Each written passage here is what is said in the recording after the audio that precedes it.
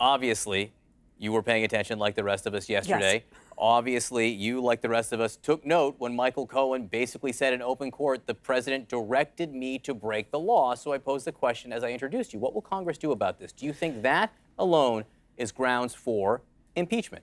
So I think that what Congress needs to do right now is we need to make sure that Special Prosecutor Mueller is fully protected from being fired by Donald Trump. Donald Trump has made clear there's only one thing he cares about, and that's protecting his own skin. So he has talked and talked and talked about the special prosecutor. This is obviously a serious ongoing investigation. It's already produced more than 24 indictments or guilty pleas. So for me, at this moment, what we ought to be doing over on Capitol Hill, Democrats and Republicans, is passing a law that says the president cannot interfere with that investigation and cannot fire the special prosecutor. I want to come back to the special prosecutor in just 1 second, and Robert Mueller here. This was the Southern District of New York, and this is a guilty plea. This is done. Michael Cohen will be sentenced in December. This is done. This isn't about the special counsel anymore in terms of Michael Cohen. This is Michael Cohen saying the president directed me to break a law, directed me to break a campaign finance law. In and of itself, is that grounds for impeachment? The question you're asking is about the President of the United States, and what I'm saying is we have an ongoing investigation that has been in place that is much more sweeping, that is much broader than simply the one thing that happened in New York court yesterday. If you really want to look at what Donald Trump has done and what kind of responsibility he should have, let's get that investigation finished as well. Look at the trial yesterday that yielded 8 convictions. It had multiple counts in it because there were multiple acts of wrongdoing. And this is what prosecutors do all the time. Yes. They get all the pieces together and they say, now that I've got all the pieces together, I'm ready to bring charges. I totally understand that. Insofar as it relates to the president, there are these Justice Department guidelines that a president can't be indicted. So it would ultimately be a political decision about how to deal with the president of the United States. And what I'm hearing from you, Senator, and what I've heard from you in your interviews over the last few months, and you're not alone among Democrats here, is a reluctance to talk about the I word directly. Why would you be nervous to say, hey, I think the House Judiciary Committee should hold hearings and look at this as an impeachable offense? I'm not nervous. I just want to be effective. And the way that any of us are effective is to say, let's get all of the evidence. Let's get all of the pieces out there. Protect Robert Mueller. Let him finish his investigation. Let him make a full and fair report to all of the American people.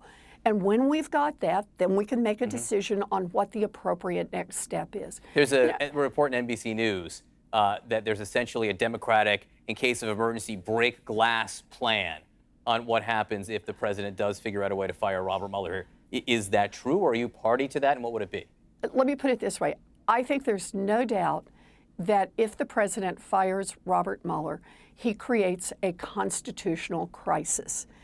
And what that means is that we're going to need people on both sides of the aisle to step up and say, no, we are still a nation of laws, and no one in this country, not even the President of the United States, is above the law. You, this week, perhaps not ironically at all, have proposed sweeping anti-corruption laws, here. Anything in here that would pertain directly to Michael Cohen or Paul Manafort? Bet.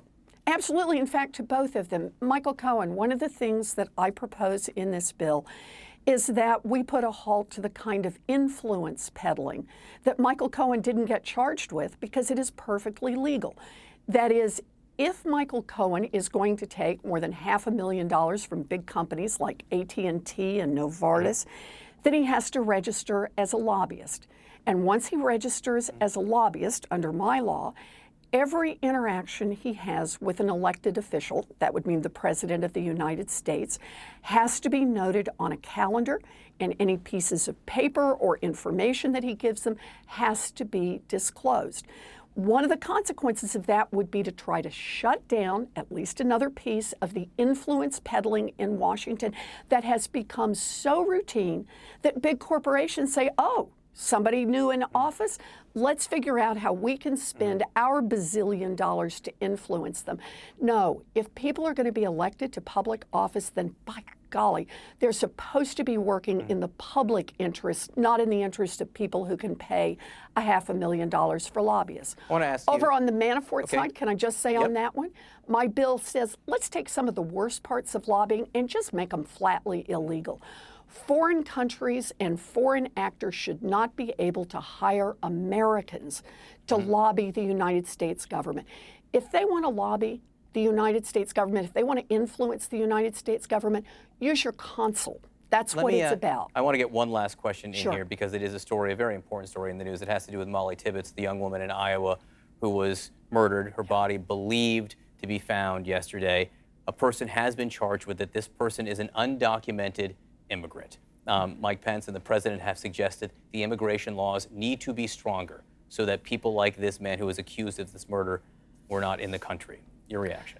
You know, I'm so sorry for the family here, and I know this is hard, not only for the family, but for the people in her community, the people throughout Iowa.